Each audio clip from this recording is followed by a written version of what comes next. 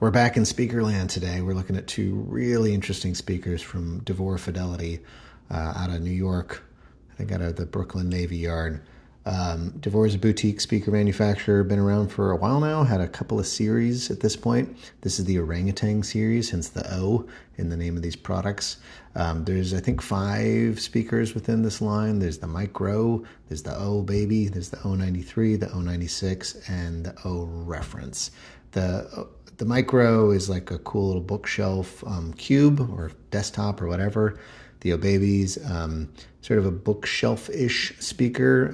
Put it on a stand or some legs and get it up off the ground. The O93 is sort of a more narrow form factor floor stander. The O96 is wider form factor with cute little stubby legs, and then the Reference is the cost no object, go crazy 4-cabinet design.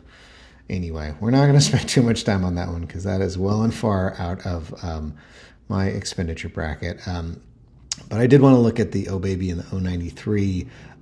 They do have like a decent price delta, but they're sort of in the middle of the line, and they sort of, depending on your sort of room size and your listening goals, they're worth sort of thinking about and comparing in terms of what you would want out of these speakers. The O93, and these prices fluctuate with supply chain and blah blah blah, but they're right under about $9,000 right now for the O93, so a pretty darn expensive speaker. But compared to like the O96, that's up at like almost $16,000, it's like half the price, so you're getting a deal. The OABs are I think just under $6,000 without any stands or legs. DeVore does make a very attractive pair of stands for them. That's like $1,000 on its own, so that gets you up close to $7,000. So then you're like 25% price delta between the OAB and the O93. Anyway, lots of dollars for both these, but they are sort of in the same ballpark. So I think, and they sort of footprint wise take up about the same space in your room. And they both have really long lead times if you're going to order them. You can get custom finishes for the O93 and O96 and some other things. I don't know about the OABs. They are a little bit sort of cost optimized. I'll put that in air quotes in the world of these high-end boutique speakers, so I'm not sure if they're available with any custom finishes or not. General listening, just the quality of the Orangutan series is really nice. They're intended to be high sensitivity speakers. So the OABs are 90 dB efficient at 8 ohms, and the O93s are, I think, 93, hence the name, dB efficient at 10 ohms. So they're theoretically very easy to drive. They've got that big wide baffle off the front, decent cabinet volume size.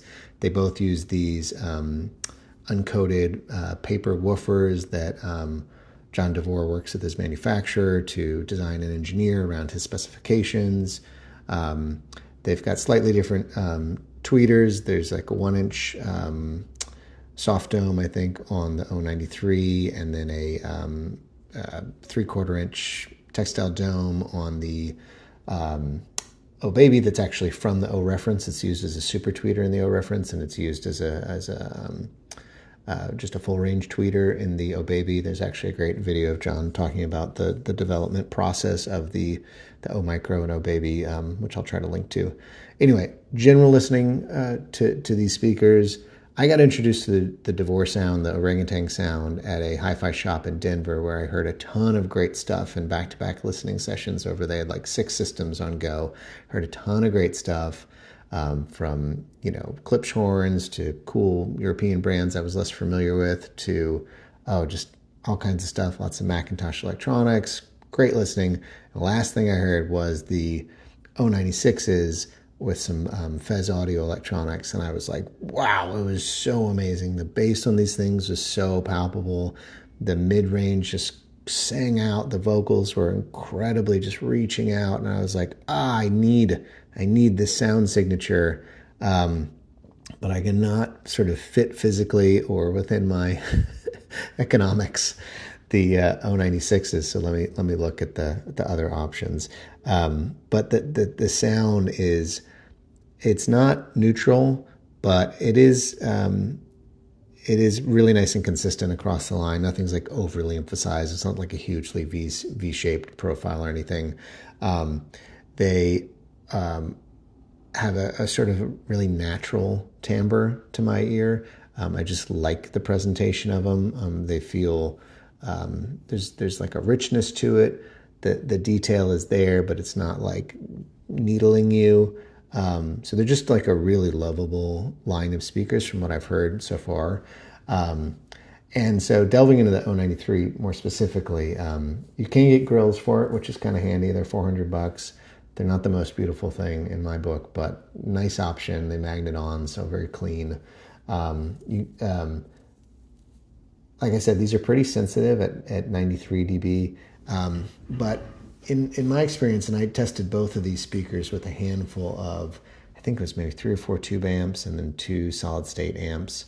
I definitely found that while I was hoping the 93s would sound just spectacular with like some 2A3 or 300B, single-ended triode amps, some set amps. And they did sound really good, but they did not unlock the full potential. It wasn't until I got up into, amps that were pushing 20, 30, 40, 100 watts where I really felt like the full package was coming alive.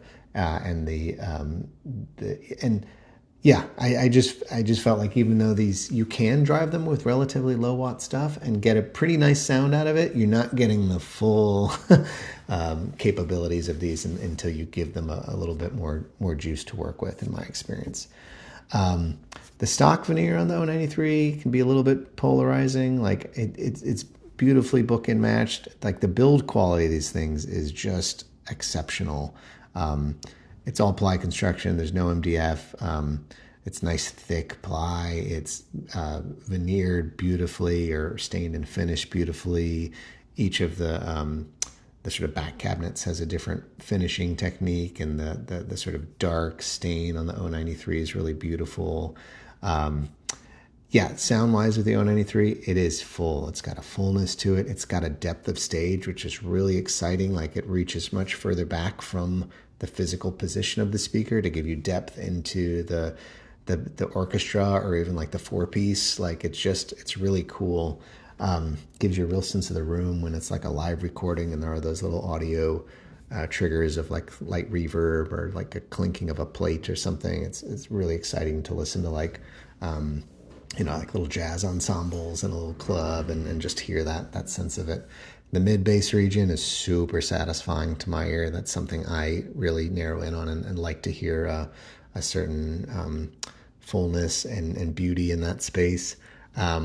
It plays nice and convincingly at low volumes, which for me, I don't have a dedicated listening room. I can't really crank it up at night, so I like to get a nice presentation that doesn't feel anemic when the volume's turned down, and it delivers on that.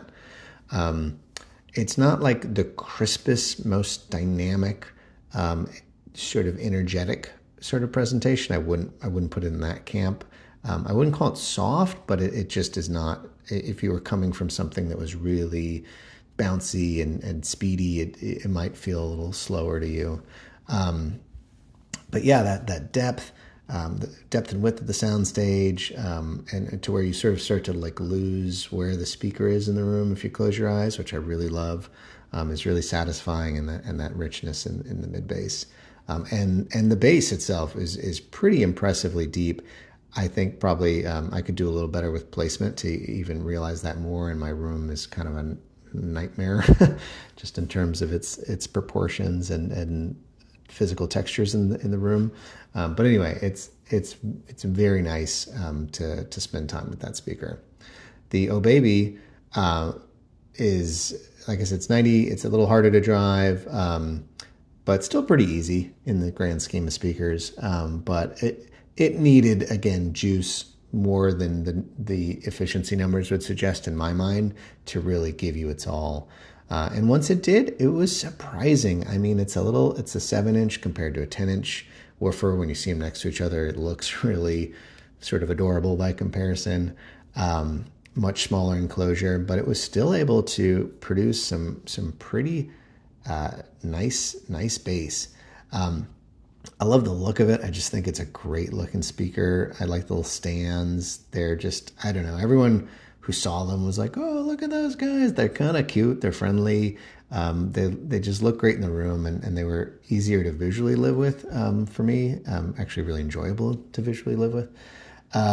There's a sense of clarity and energy on these that it differentiates them from the O93. And it's interesting because the proportions of these are closer to the O96. So they're sort of truer to that speaker that defined the orangutan line in sort of design principles.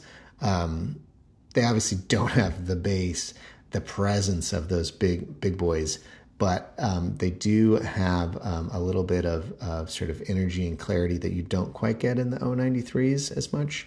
Like I said, bass was surprisingly good. Sparkly bits are so rewarding. That little tweeter that got repurposed from the reference is it really performs nicely. Little bell tingles and hi-hat hits and stuff. Just floating above everything else.